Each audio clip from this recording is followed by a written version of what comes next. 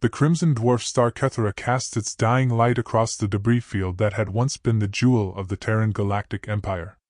Admiral Zarava stood at the observation deck of the Retribution, her weathered hands pressed against the reinforced transparasteel as she gazed upon the shattered remains of Arcadia Prime. Where magnificent spires had once pierced the clouds, only twisted metal and crystallized atmosphere remained, drifting like ghosts through the void.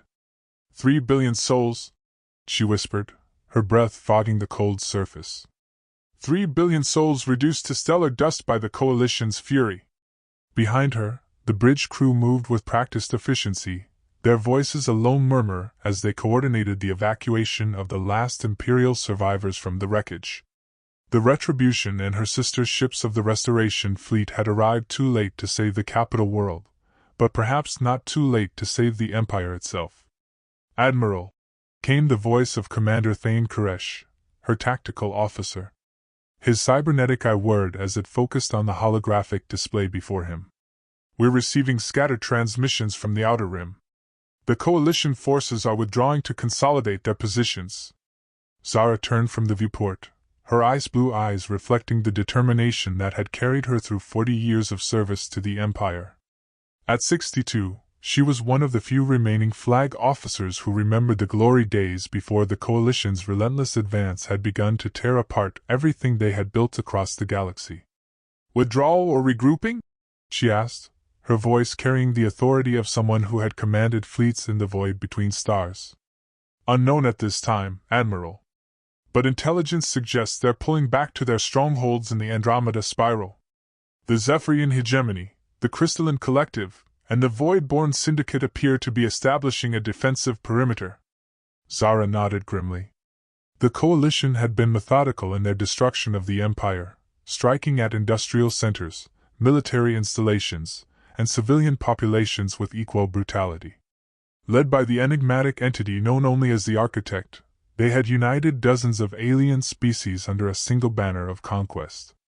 What had started as scattered raids on frontier worlds had escalated into a full-scale war that had consumed half the galaxy. "Status report on our forces," she commanded, moving to the central command station where a three-dimensional map of the local sector flickered with status indicators. "The Restoration Fleet currently consists of 47 capital ships, 312 cruisers, and approximately 800 smaller vessels," reported Lieutenant Commander Elena Vasquez, the fleet's intelligence officer. "We've managed to evacuate nearly 2 million Imperial citizens and military personnel from the core worlds. And our allies? The Nexus Confederation has pledged their support, though their forces are scattered across the Persis Arm. The Stellar Republic remains neutral, but there are indications they may be willing to provide covert assistance. The hive minds remain inscrutable." Zara studied the tactical display, her mind racing through possibilities and contingencies. The Empire had once controlled over 10,000 star systems, with a population in the trillions. Now they were reduced to a refugee fleet, barely a fraction of their former strength. But she had not survived the Crimson Nebula campaign and the siege of Valerian just to watch everything she had sworn to protect crumble into dust. "Summon the War Council," she ordered. "All senior staff, ship commanders, and department heads. It's time to plan our response." As the bridge crew hurried to comply, Zara returned to the viewport. In the distance, she could see the hulks of once mighty Imperial dreadnoughts, their armored hulls cracked open like eggs, their weapons systems dark and lifeless. The Coalition had been thorough in their destruction, leaving little behind that could be salvaged or repurposed. But they had made one crucial mistake. They had underestimated the resilience of the human spirit, and the bonds that held the Empire together even in its darkest hour. 3 systems away, aboard the massive bioship Devourer of Worlds, the entity known as the Architect contemplated the holographic representation of the galaxy before him. His form shifted constantly, an amalgamation of crystalline structures, organic matter, and pure energy that defied conventional understanding of biology or physics. He was ancient beyond measure, having witnessed the rise and fall of countless civilizations across the cosmos. "The Terran Empire's core worlds have fallen," reported General Vexhai of the Zephyrian Hegemony, his insectoid features clicking with satisfaction. Their industrial capacity has been reduced by 87%. Military effectiveness down by 92%. The architect's form pulsed with a soft blue light as he processed this information. Yet their leadership remains intact. This Admiral Voss continues to evade our hunter-killer squadrons. She is resourceful, acknowledged Hierophant Crystalla of the Crystalline Collective, her voice resonating through the specialized atmosphere of the command chamber. But ultimately insignificant. What can a few dozen ships accomplish against the might of the Coalition? The architect's attention turned to the third member of the Coalition's inner circle, Warlord Kethvar of the Void-Born Syndicate. The cybernetic horror that had once been a living being remained silent, his multiple optical sensors focused on the tactical displays. You disagree, Warlord? I have studied the Empire's history, Kethvar replied, his voice a mechanical approximation of speech. Their capacity for adaptation and resilience has been underestimated before. The Crimson Nebula Campaign, the Valerian Siege, the Dark Star Rebellion. Each time, they have turned apparent defeat into victory. Historical precedent is irrelevant, Bexhai interjected, his mandibles clicking with irritation. The Empire's golden age is over. They lack the resources, the technology, and the will to mount an effective resistance. The architect's form shifted, taking on a more human-like appearance as he considered the debate. He had orchestrated the Coalition's campaign with mathematical precision, identifying the Empire's key vulnerabilities and exploiting them with ruthless efficiency. But something nagged at him, a variable he had not accounted for in his calculations. The evacuation fleets, he said finally. They are not fleeing randomly. There is a pattern to their movements. A new holographic display materialized, showing the paths taken by Imperial evacuation ships over the past several months. At first glance, it appeared chaotic, but as the architect manipulated the data, a structure began to emerge. They are converging on the Terminus sector, he observed.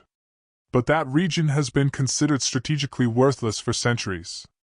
No major resources, no industrial capacity, no significant population centers. Perhaps that is precisely why they have chosen it, Kethvar suggested. A location where our forces would not think to look. The architect's form began to pulse more rapidly, indicating accelerated thought processes. Deploy long-range reconnaissance drones to the Terminus sector. I want to know what the Empire is planning. And increase security around our strongholds. If Admiral Voss is as resourceful as her reputation suggests, she will not remain passive for long. The asteroid mining station designated as Omega-7 had been abandoned for nearly a century, its ore deposits long since exhausted. Now, in the depths of the Terminus sector, it served as the secret headquarters of the Imperial Restoration Army. The ancient mining tunnels had been converted into command centers, barracks, and workshops, all hidden beneath kilometers of rock and metal. Admiral Voss walked through the main corridor, observing the organized chaos of the military preparation taking place around her. Engineers worked frantically to repair damaged ships, while intelligence officers analyzed captured Coalition technology. In the medical bays, doctors tended to the wounded from the latest skirmishes, their faces grim but determined. The transformation is impressive, commented Dr. Marcus Chin, the fleet's chief scientific advisor. The elderly physicist had been one of the Empire's leading researchers before the war, his work on quantum mechanics and exotic matter propulsion systems earning him accolades throughout the galaxy. In just 3 months, we've turned a dead mining station into a fully operational military base. It's not enough, Zara replied, her voice heavy with the weight of command. We need more ships, more personnel, more resources. The Coalition controls 70% of the galaxy's industrial capacity. We're operating on borrowed time. They entered the Central Command Center, where the War Council was already in session. The room was dominated by a massive holographic display showing the current tactical situation across the galaxy. Red indicators marked Coalition-controlled territories, while the few remaining blue dots represented Imperial holdouts and neutral systems. Report, Zara commanded as she took her seat at the head of the council table. Colonel Sarah Martinez, the Restoration Army's ground forces commander, stood to address the assembly. "Ma'am, we've successfully evacuated approximately 2.4 million Imperial citizens from the core worlds. Current military strength stands at 61 capital ships, 437 cruisers, and 912 smaller vessels. And our allies? The Nexus Confederation has officially joined the Restoration Alliance," reported Captain Eric Johansson, the fleet's diplomatic liaison. "They're contributing 12 battlecruisers and 40 escort vessels. The Stellar Republic remains officially neutral, but they've agreed to provide intelligence and logistical support through back channels." Zara nodded, though she knew it was still far from sufficient. The Coalition had hundreds of capital ships, thousands of cruisers, and seemingly unlimited resources. But quantity was not everything. The Empire had advantages that could not be measured in tonnage or firepower. "Dr. Chen, what's the status of Project Prometheus?" The elderly scientist's eyes lit up with excitement. "We've had a breakthrough, Admiral. Using reverse-engineered Coalition technology and some theoretical work I've been developing, we've created a new type of weapons system. It's based on quantum entanglement principles, allowing for instantaneous communication and coordination across vast distances." "How vast?" "Theoretically, galactic scale. We could coordinate simultaneous attacks on Coalition positions separated by thousands of light years." The implications were staggering. One of the Coalition's greatest advantages was their ability to concentrate forces rapidly while the Empire's scattered remnants struggled to communicate and coordinate. If Chen's breakthrough could be weaponized, it might level the playing field. "How long before we can deploy it?" 6 months, perhaps less if we can secure the necessary exotic matter components. "But Admiral, there's something else. In analyzing Coalition technology, I've discovered something disturbing about their origins." Chen manipulated the holographic display, showing detailed scans of Coalition ships and equipment. "Their technology isn't just advanced, it's ancient. Some of these designs predate the Empire by millennia. The architect isn't just a military leader. He's been planning this campaign for far longer than we realized." The room fell silent as the implications sank in. The war wasn't just about territory or resources. It was about the very survival of organic life in the galaxy. "All the more reason to act quickly," Zara said finally. "Colonel Martinez, I want you to begin training specialized strike teams. Dr. Chen, prioritize Project Prometheus. Captain Johansson, reach out to our contacts in the hive minds. If this conflict is as ancient as Dr. Chen suggests, they may have information we need." As the Council dispersed to carry out their assignments, Zara remained in the command center, studying the tactical display. The Coalition controlled most of the galaxy's major star systems, but they had made a crucial error. They had focused on large-scale conquest, leaving smaller systems and trade routes slightly defended. If the Restoration Army could exploit these vulnerabilities, they might be able to strike at the Coalition's supply lines and communication networks. But first, they needed to survive long enough to implement their plans. The stealth frigate Shadow of Victory drifted silently through the debris field surrounding the former Imperial shipyards at Kepler Station. Commander Jake Wraith Morrison kept his ship's systems at minimal power, relying on passive sensors to navigate through the twisted metal and crystallized atmosphere that had once been one of the Empire's most productive industrial centers. "Picking up energy signatures," whispered Lieutenant Sarah Kim, the ship's sensor operator. "Coalition patrol, bearing 27 Mark IV. 3 cruisers and a destroyer escort." Morrison studied the tactical display, his enhanced reflexes and cybernetic implants allowing him to process information at superhuman speeds. A veteran of the Empire's Special Operations Division, he had volunteered for the experimental human enhancement program after losing his left arm and eye in the Battle of Rigel. The biomechanical replacements had made him faster, stronger, and more perceptive than any baseline human. "Time to intercept?" 17 minutes at current course and speed." Morrison nodded, his mechanical eye focusing on the mission parameters displayed on his retinal implant. The Shadow of Victory was one of a dozen stealth ships tasked with gathering intelligence on Coalition movements, and striking at targets of opportunity. This particular mission was more ambitious than most.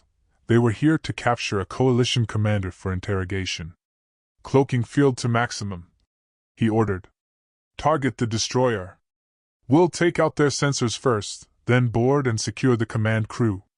The Shadow of Victory was a marvel of Imperial engineering, incorporating technology that had been developed in the final years before the war. Its cloaking system could render it virtually invisible to conventional sensors, while its quantum phase weapons could penetrate even the most advanced shielding systems. As they approached the Coalition patrol, Morrison felt the familiar tension that preceded combat. The Coalition had superior numbers and firepower, but they had grown complacent in their dominance. They expected the Empire's remnants to flee or hide, not to strike back with precision and cunning. "Weapons locked on target," reported Ensign Davis, the ship's weapons officer. "Quantum torpedoes armed and ready. Fire!" The Shadow of Victory shuddered slightly as it discharged its weapons, the quantum torpedoes phasing through normal space-time to strike their target instantaneously. The Coalition destroyer's shields flared and collapsed, its sensor arrays erupting in brilliant explosions that temporarily blinded the other ships in the patrol. "Boarding pods away," Morrison announced as the stealth frigate closed the distance to the crippled destroyer. "Strike team, prepare for assault." The boarding operation was swift and brutal. Morrison led his team through the enemy ship's corridors, their advanced armor and weapons cutting through Coalition defenders with ruthless efficiency. The destroyer's crew was a mix of Zephyrian shock troops and crystalline collective technicians, their alien physiologies requiring different tactical approaches. "Command deck secured," reported Sergeant Torres, the strike team's demolitions expert. "3 survivors, including what appears to be a mid-level commander."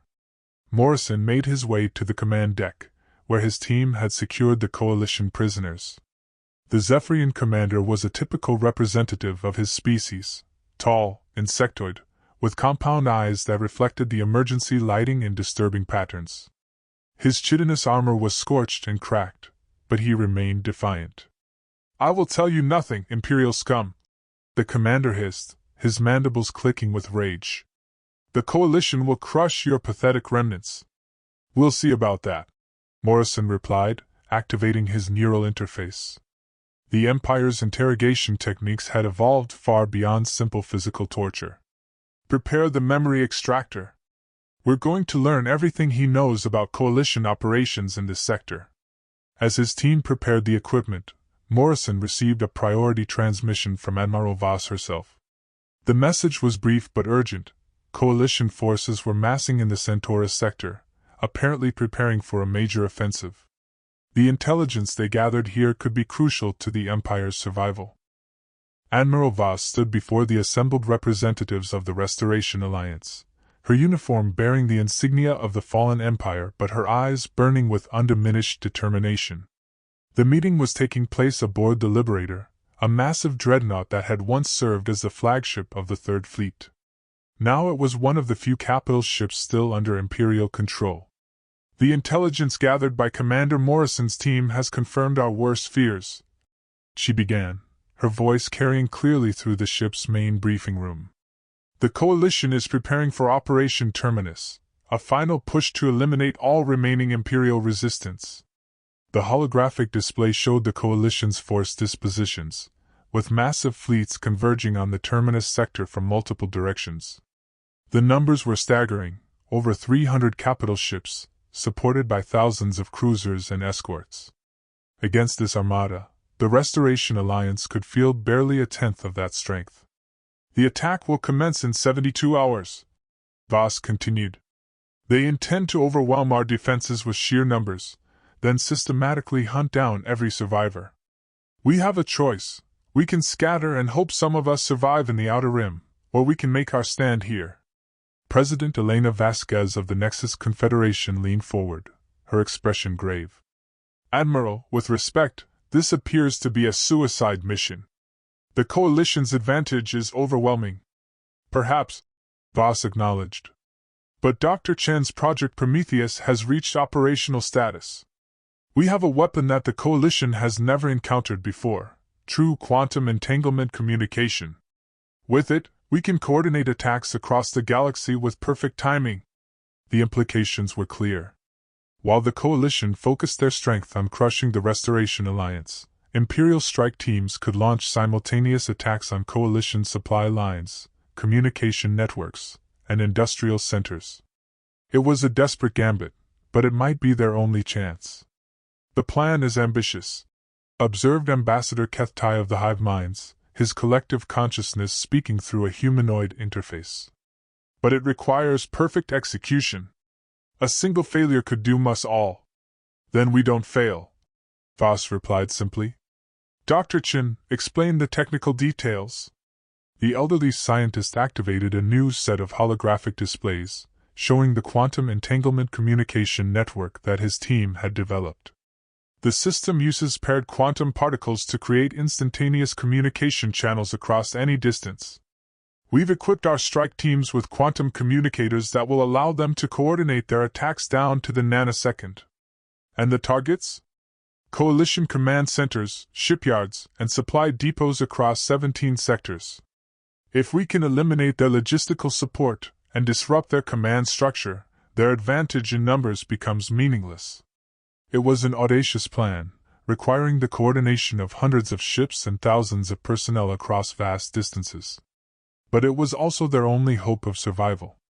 I won't order anyone to participate in this mission, Voss said, addressing the assembled commanders. The odds are against us, and the consequences of failure are final. But if we succeed, we might just save the galaxy from the Coalition's tyranny. One by one, the commanders of the Restoration Alliance indicated their support. The Nexus Confederation, the Stellar Republic, even the enigmatic Hive Minds agreed to participate in the desperate gambit. They would make their stand at Terminus, and either emerge victorious or perish in the attempt. The architect stood within the heart of the Devourer of Worlds, his consciousness interfacing directly with the massive bioship's neural networks. Around him, the organic computer systems pulsed with bioluminescent patterns, processing vast amounts of tactical data and strategic calculations. The Coalition's final assault was proceeding according to plan, but something troubled him. The Imperial forces are not retreating, observed General Vexhai, his compound eyes reflecting the ship's internal lighting. They appear to be concentrating their remaining strength in the Terminus sector. A last stand? Hierophant Crystalla suggested, her crystalline form resonating with harmonic frequencies. A futile gesture of defiance. But the architect was not convinced. In his millennia of existence, he had learned to recognize the patterns of desperation and the strategies of hope. The Empire's actions suggested something more than mere defiance. Display the tactical analysis, he commanded, his form shifting to accommodate the neural interface connections. The holographic display showed the Coalition's overwhelming advantage in numbers and firepower, but also revealed something else: gaps in the Coalition's defensive perimeter. They are planning something, Warlord Kethvar observed, his cybernetic sensors analyzing the data streams. The positioning of their forces suggests a coordinated strike rather than a desperate last stand. The architect's consciousness expanded, interfacing with intelligence networks across the galaxy. He had spent centuries planning the Coalition's campaign, accounting for every variable and contingency. But the Empire's resilience had consistently exceeded his calculations. What do we know about their recent technological developments? He asked. Limited intelligence suggests they have been experimenting with quantum mechanics, Crystalla replied. But our science division has determined that their technology is still inferior to ours. The architect's form pulsed with rapidly changing colors as he processed this information. Quantum mechanics had been his specialty when he was still a mortal being, countless eons ago. If the Empire had made breakthroughs in that field, it could explain their apparent confidence in the face of overwhelming odds. Accelerate the offensive, he commanded. I want the Terminus sector secured within 48 hours. And deploy additional forces to defend our key installations. If the Empire is planning a coordinated assault, they will target our supply lines and command centers. As his subordinates hurried to implement his orders, the architect contemplated the possibility that he had underestimated his opponents. The Empire's capacity for innovation and adaptation had been the foundation of their galactic dominance. Even in their darkest hour, they might still possess the ability to surprise him. But he had not survived the rise and fall of countless civilizations by being unprepared for surprises. The Coalition had resources and technologies that the Empire could not imagine. Even if they had developed new weapons and tactics, they would find that the Architect had contingencies within contingencies. The galaxy would be his, regardless of the Empire's desperate gambits. The first shots of the Battle of Terminus were fired at 0347 hours, Galactic Standard Time. The Coalition's advance fleet, led by the massive dreadnought Subjugator, engaged the Imperial picket line at the system's edge. The brilliant flashes of energy weapons and the expanding fireballs of destroyed ships lit up the void like deadly fireworks. Admiral Voss watched the battle unfold from the bridge of the Retribution, her hands steady despite the magnitude of the conflict raging around her. The Coalition's numerical advantage was overwhelming. For every Imperial ship, there were 3 Coalition vessels bearing down on them. But the Empire had learned hard lessons about fighting against superior odds. "Quantum communication network is active," reported Dr. Chen from his position at the science station. "All strike teams are standing by." Voss nodded, her eyes fixed on the tactical display. The Coalition was committing their forces exactly as she had hoped, massing their strength for a decisive blow against the Restoration Alliance's main fleet. It was a logical strategy, but it also left their rear areas vulnerable. "Execute Operation Lazarus," she commanded. Across the galaxy, Imperial strike teams launched their attacks with perfect synchronization. The quantum entanglement communication system allowed for coordination that defied the laws of physics, orders transmitted instantaneously across thousands of light years, with no time delay and no possibility of interception. Commander Morrison's shadow of victory materialized out of hyperspace directly above the Coalition shipyards at Proxima Centauri. The stealth frigate's quantum torpedoes tore through the facility's shields, igniting chain reactions that consumed entire construction bays. Similar attacks were taking place simultaneously at 17 other strategic locations. "Coalition reserves are moving to respond to the strikes," reported Lieutenant Kim. "They're pulling forces back from the main offensive." It was exactly what Voss had hoped for. The Coalition's advantage in numbers was meaningless if they couldn't concentrate their forces effectively. By forcing them to respond to attacks across multiple sectors, she was fragmenting their strength and creating opportunities for the outnumbered Imperial forces. "All ships, execute Maneuver Beta 7, she ordered. "Target the Coalition command vessels." The Imperial fleet suddenly shifted formation, abandoning their defensive positions to launch a coordinated assault on the Coalition's flagship squadron. The Retribution and her sister ships concentrated their fire on the Subjugator, their quantum weapons phasing through the enemy vessel's shields to strike directly at its hull. The Coalition's response was swift and brutal. General Vexhi's insect battle cruisers swept in from the flank, their bioweapons systems unleashing clouds of corrosive nanites that ate through Imperial armor like acid. But the Empire's ships were ready, their hulls treated with adaptive materials that could resist exotic forms of attack. "Damage report," Voss demanded as the Retribution shuddered under enemy fire. "Hull breach on deck 7 through 12, reported the damage control officer. "Quantum drive offline. Conventional engines at 60% efficiency." The battle was taking its toll on both sides. The void around Terminus was filled with debris from destroyed ships, the twisted remains of once mighty vessels drifting like monuments to the conflict's brutality. But the Imperial forces were holding their own, their superior training and tactics compensating for their numerical disadvantage. "Admiral, we're receiving a transmission from the hive minds," reported the communications officer. "They're requesting permission to join the battle." Voss hesitated for a moment. The hive minds were ancient beyond measure, their collective consciousness encompassing billions of individual organisms. They had remained neutral throughout the war, observing the conflict with detached interest. But if they were willing to intervene now, it could change the balance of power. "Grant permission," she decided. "All Imperial forces, prepare to coordinate with hive mind units."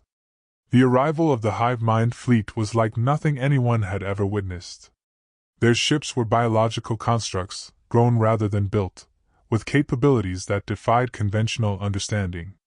They moved through space like living creatures, their hulls pulsing with organic energy patterns that disrupted Coalition sensor systems. The Coalition's response was immediate and desperate. The architect himself took direct command of the battle, his consciousness interfacing with every ship in the Coalition fleet. The Devourer of Worlds materialized at the center of the conflict, its massive biomechanical form bristling with weapons that could destroy entire planets. "All ships, concentrate fire on the Architect's flagship," Voss ordered. "This is our chance to end the war." The combined firepower of the Imperial and Hive Mind fleets focused on the Devourer of Worlds, quantum weapons and exotic energy beams converging on the massive vessel. But the Architect's ship was protected by defenses that seemed to absorb or deflect every attack. "The bio-ship is adapting to our weapons," Dr. Chen reported, his voice filled with amazement and horror. "It's actually evolving defenses in real time." The battle hung in the balance, neither side able to gain a decisive advantage. But then, in the chaos of combat, an opportunity presented itself. The architect felt the battle's rhythm through every nerve pathway in his biomechanical form. His consciousness, spread across thousands of ships and billions of individual minds, processed information at speeds that approached the theoretical limits of quantum computation. The Empire's coordinated assault had surprised him, but he was adapting, learning, evolving his strategies in real time. "The Imperial forces are more resilient than predicted," he observed, his form shifting to accommodate additional neural connections. "Their quantum communication system is allowing for coordination that should be impossible." "Shall we deploy the Omega Protocol?" suggested Warlord Kethvar, his cybernetic systems interfacing directly with the Architect's consciousness. The Architect paused, considering the implications. The Omega Protocol was his ultimate weapon, a viral program that could infect and subvert any computer system, organic or artificial. He had developed it over millennia, incorporating knowledge from countless conquered civilizations. But using it would reveal the true extent of his technological superiority, and there would be no hiding his origins after that. "Not yet," he decided. "The Empire's resistance is admirable, but ultimately futile. They cannot sustain these losses indefinitely." But even as he spoke, the architect felt something that he had not experienced in millennia: uncertainty. The Empire's forces were fighting with a desperation and creativity that defied his calculations. Their quantum weapons were adapting to his defenses almost as quickly as he could develop countermeasures. "The bio-ship is taking significant damage," reported General Vexhai, his compound eyes reflecting the chaotic light of battle. "Hull integrity at 73% and falling." The architect's attention focused on the tactical displays, watching as Imperial and Hive Mind forces coordinated their attacks with impossible precision. The quantum entanglement communication system was more advanced than he had anticipated, allowing for tactical coordination that approached the level of a true hive mind. "Interesting," he murmured, his consciousness analyzing the data streams. "The Empire has essentially created an artificial collective consciousness. Crude but effective." An idea began to form in his ancient mind.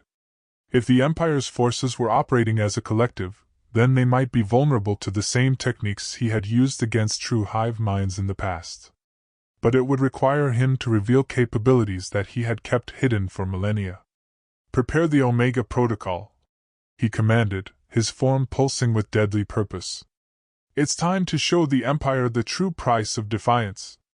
The virus began to propagate through the Coalition's communication networks, seeking out the quantum entanglement signals that connected the Imperial forces.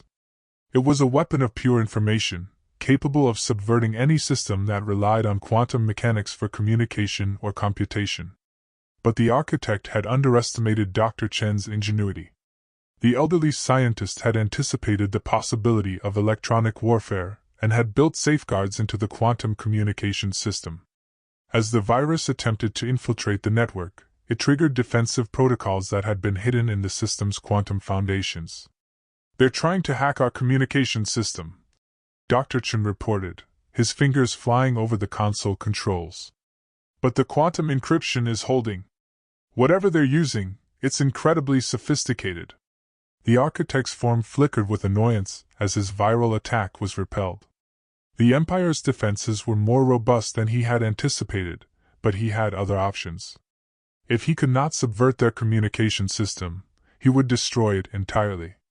Deploy the reality disruptors, he commanded. Target the quantum fields that maintain their communication network. The Devourer of Worlds began to emit a strange, pulsing energy that seemed to warp space-time itself. The reality disruptors were among the architect's most exotic weapons, capable of disrupting the fundamental forces that held matter together.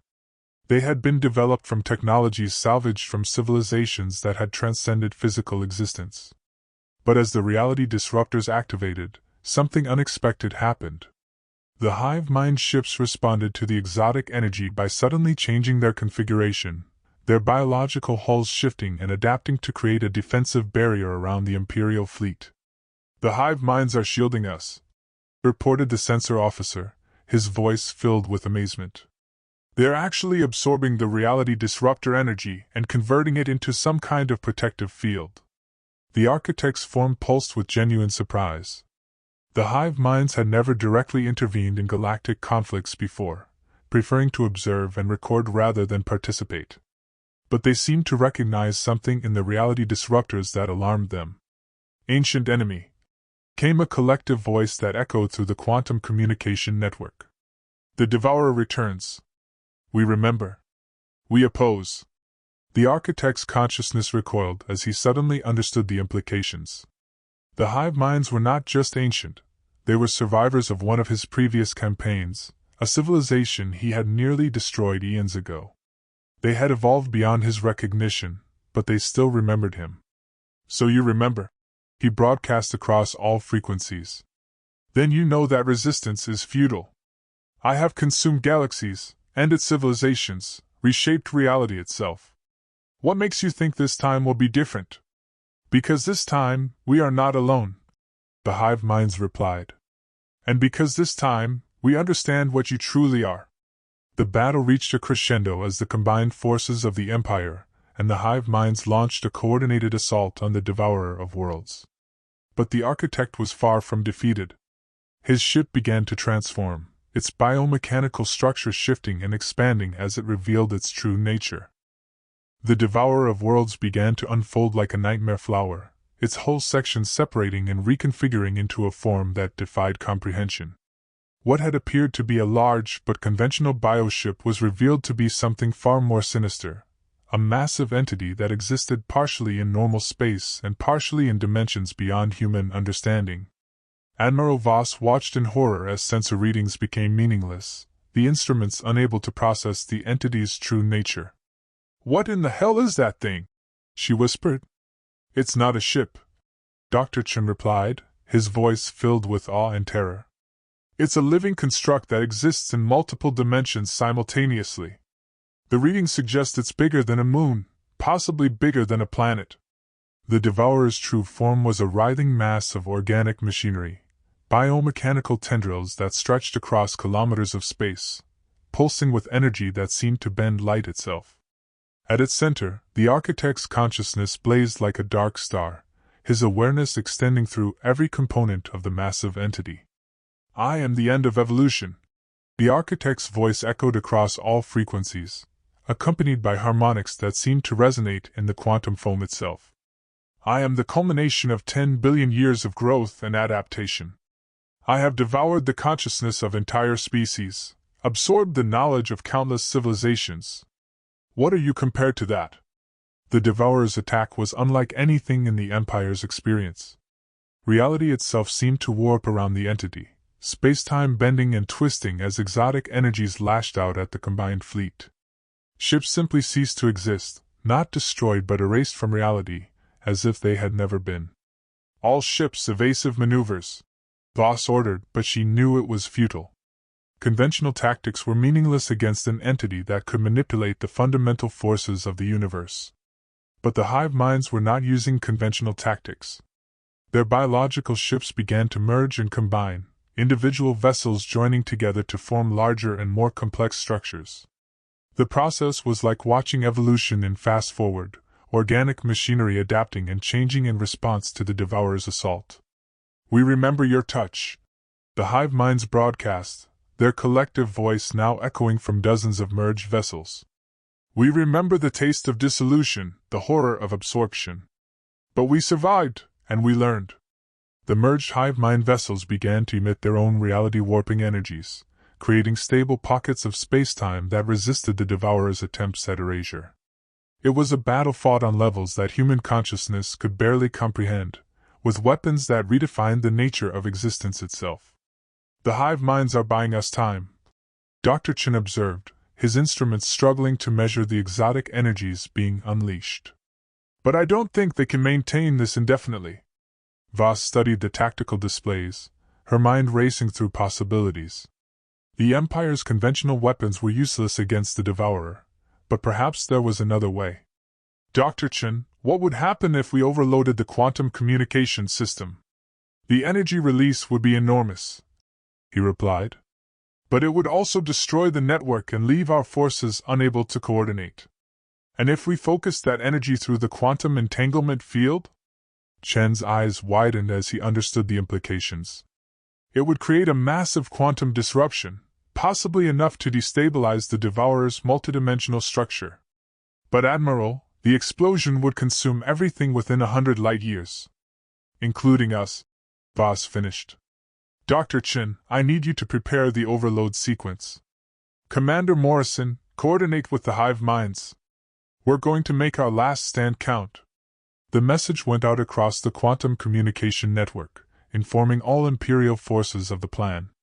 There were no protests, no arguments about the suicide mission. Every officer and crew member understood that this was their only chance to stop the Devourer and save the galaxy. As the Imperial fleet began its final approach, the Architect's consciousness focused on Admiral Voss. Through his vast network of sensors and communication arrays, he could monitor every transmission, every thought that passed through the quantum network. "You would sacrifice everything," he observed, his voice carrying a note of genuine curiosity. "Your entire civilization, your species, your dreams of empire. Why?" Voss's response was broadcast across all frequencies, heard by every survivor of the Empire and every member of the Coalition. "Because some things are worth dying for. Because future generations deserve a chance to live free from your tyranny. Because the galaxy is bigger than any one species or civilization." The Architect's form pulsed with what might have been admiration. "You are remarkably consistent in your delusions of nobility. Very well. Let us see if your sacrifice has meaning." The battle for the soul of the galaxy reached its climax as the Imperial fleet executed its final maneuver. Ships that had survived decades of conflict, vessels that had carried the hopes and dreams of trillions of beings, now converged on the Devourer with the determination of the doomed. Dr. Chen worked frantically at his console, his aged hands steady despite the magnitude of what he was attempting. The quantum communication network was being pushed beyond its design limits, exotic energies building to levels that threatened to tear reality apart at the quantum level. "Overload sequence at 50%, he reported, his voice strained with concentration. "The quantum field is becoming unstable. We have perhaps 10 minutes before it reaches critical mass." Around them, the combined fleet was taking devastating losses. The Coalition's conventional forces had withdrawn to a safe distance, leaving the field to the Devourer and its reality-warping abilities.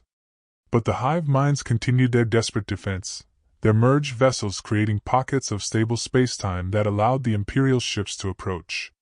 "Admiral," came Commander Morrison's voice over the communication system. "The strike teams are in position. We're ready to begin the final phase." Voss nodded, her eyes fixed on the tactical display. The plan was insane, but it was their only hope. The quantum communication system's overload would create a massive disruption in spacetime, but it needed to be precisely focused to have any effect on the Devourer's multidimensional structure. "All ships prepare for quantum torpedo barrage," she ordered. "Target the Devourer's central mass. We need to create a focal point for the energy discharge." The Imperial fleet's remaining ships opened fire simultaneously, their quantum torpedoes phasing through normal space to strike the Devourer's core. The entity's response was immediate and devastating. Reality disruptors lashed out, erasing several ships from existence entirely. But the attack had achieved its purpose. The quantum impacts had created a series of dimensional instabilities around the Devourer's core, providing targets for the coming energy discharge. Overload at 80%, Dr. Chen reported. The quantum field is becoming increasingly unstable. I'm not sure how much longer the containment systems can hold. The architect's consciousness focused on the energy readings, his ancient mind analyzing the quantum patterns with increasing alarm. The Empire's final gambit was more sophisticated than he had anticipated, using principles of quantum mechanics that he had not encountered in millennia. Clever, he admitted, his form shifting to accommodate additional processing power. But ultimately insufficient. I have survived the collapse of universes, the death of gods, the end of time itself. What makes you think this will be different? Because this time, you're not fighting alone, came the collective voice of the hive minds. And because this time, we remember what you really are. The merged hive mind vessels began to change again, their biological structure adapting to channel the quantum energy that was building around them. They were using their own life force to amplify the energy discharge, sacrificing themselves to ensure that the Devourer would not survive. We remember the day you came to our worlds, the hive minds continued. We remember the horror of absorption, the loss of individual identity, the collective scream of a billion minds dying. But we also remember what you were before you became the Devourer. We remember when you were still mortal, still bound by the same limitations as the rest of us. The architect's form flickered with something that might have been fear. That being is long dead. I am evolution perfected, consciousness unbound, the ultimate expression of intelligence in the universe. No, the hive minds replied. You are still the same being who sought to transcend mortality by consuming others. You are still the same consciousness that refused to accept the natural order of existence. And like all parasites, you can be destroyed. The quantum overload reached critical mass, the energy discharge building to levels that threatened to tear apart the fabric of space-time itself. Dr. Chen's instruments showed readings that defied comprehension, quantum fields fluctuating at frequencies that should have been impossible. Admiral, he called out, his voice barely audible over the building energy storm. The discharge is imminent. All ships need to reach minimum safe distance immediately. But Voss knew there was no safe distance from what was coming. The quantum explosion would consume everything within 100 light-years, including the Imperial fleet and the hive mind vessels that had sacrificed themselves to make it possible. All ships, this is Admiral Voss. She broadcast across all frequencies. It has been an honor serving with you. Remember that we die not in defeat, but in victory. The galaxy will remember what we did here. The Devourer's form began to writhe and convulse as the quantum disruption reached its core. The entity's multidimensional structure was being torn apart by forces that it could not absorb or deflect. For the first time in millennia, the architect experienced something approaching panic. This is impossible, he raged, his consciousness desperately trying to adapt to the quantum assault. I am eternal. I am inevitable. I cannot be destroyed by lesser beings. But the quantum explosion was unlike anything the architect had encountered before. It was not just a release of energy, but a fundamental restructuring of reality itself. The space-time around the Devourer began to collapse, dimensional barriers breaking down as the quantum field reached its maximum instability. You were wrong, came Admiral Voss's final transmission, her voice calm despite the chaos around her. You thought that intelligence meant the right to dominate others. But true intelligence means knowing when to make the ultimate sacrifice. Goodbye, architect. May the galaxy find peace without you. The quantum explosion erupted with the force of a dying star, but its effects were felt across dimensions that human science could barely comprehend. The Devourer's scream of rage and pain echoed through frequencies that existed beyond normal space-time as the entity's consciousness was finally, inevitably, destroyed. When the light faded, the terminus system was gone, along with the Imperial fleet, the hive mind vessels, and the Architect's ancient evil. But their sacrifice had saved the galaxy from an enemy that had threatened to consume all life, all thought, all possibility of future growth and evolution. 10 years after the Battle of Terminus, the galaxy was slowly healing from the scars of war. The Coalition had collapsed immediately after the Architect's destruction, its member species returning to their homeworlds to rebuild and reconsider their place in the cosmic order. Many had been horrified to learn the true nature of the entity they had served, while others struggled to understand how they had been manipulated into participating in genocidal campaigns. On the rebuilt world of New Arcadia, a monument stood in honor of those who had died in the final battle. The names of every ship, every crew member, every being who had sacrificed themselves to destroy the Devourer were inscribed in crystalline panels that caught and reflected the light of the system's young star. President Sarah Martinez of the new Terran Republic stood before the monument, her aged features reflecting the weight of leadership and loss. As one of the few survivors of the original Imperial fleet, she had helped guide the reconstruction effort, ensuring that the mistakes of the past would not be repeated. "They died so that we might live," she said to the gathered crowd, her voice carrying across the memorial plaza. "Not just humans, but every species in the galaxy. The Architect threatened more than our territories or our resources. He threatened the very concept of free will, of individual choice, of the right to determine our own destiny." In the crowd, Dr. Marcus Chen's daughter nodded silently, her father's scientific legacy having laid the foundation for the quantum technologies that now powered the galaxy's communication networks. The quantum entanglement principles that had enabled the Empire's final victory were being used to connect distant worlds in peaceful cooperation rather than military coordination. The hive minds had survived, their collective consciousness having retreated to pocket dimensions during the quantum explosion. They had emerged changed, their ancient trauma finally healed by their act of sacrifice. They now served as guardians of galactic peace, their vast intelligence network monitoring for threats that might arise from the dark spaces between stars. But perhaps most importantly, the galaxy had learned the lessons of the war. The new governments that had risen from the ashes of the Empire and the Coalition were based on principles of cooperation and mutual respect. Species that had been enemies now worked together on joint projects, sharing knowledge and resources in ways that would have been impossible before the crisis. The Architect's legacy lived on, but not in the way he had intended. His attempt to impose order through domination had instead taught the galaxy the value of diversity, the strength that came from unity without uniformity. The scattered species of the galaxy had discovered that their differences were not weaknesses to be eliminated, but strengths to be celebrated. Commander Jake Morrison, now Admiral Morrison of the Republic Navy, stood with his wife and children at the memorial. His cybernetic implants had been replaced with more advanced biosynthetic components, but the memories of the war remained as sharp as ever. He had named his daughter Zara in honor of the admiral who had saved the galaxy, ensuring that her sacrifice would not be forgotten. "Will there be another war?" his son asked, his young face filled with the innocent curiosity of a generation that had never known the horrors of galactic conflict. Morrison considered the question carefully. "There will always be conflicts," he replied. "But we've learned something important about how to resolve them. We've learned that the greatest victories come not from defeating our enemies, but from understanding them. The Architect's greatest weakness was his inability to see beyond his own perspective, to understand that intelligence takes many forms." As the ceremony concluded and the crowd began to disperse, a new message arrived through the quantum communication network.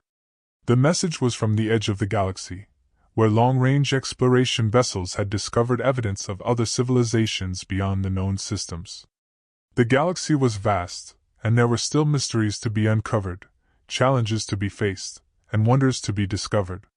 But this time, they would face them together, as a galactic community united not by conquest or coercion, but by the shared understanding that diversity and cooperation were the keys to survival and prosperity. The age of empires had ended, but the age of exploration had just begun.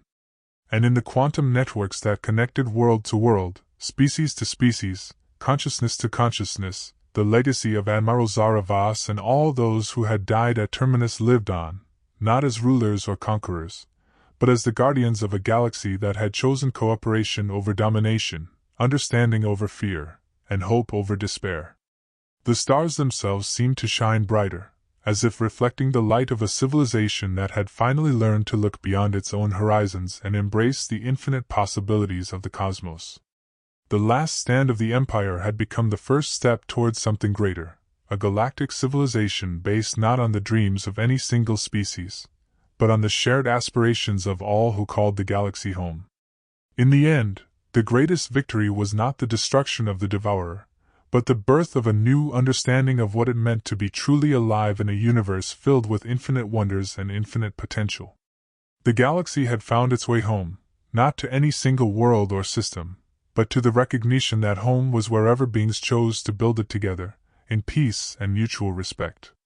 The story of the Empire's fall had become the story of the galaxy's rebirth, and the future stretched out before them like an endless sea of stars, each one a beacon of hope and possibility in the infinite darkness of space.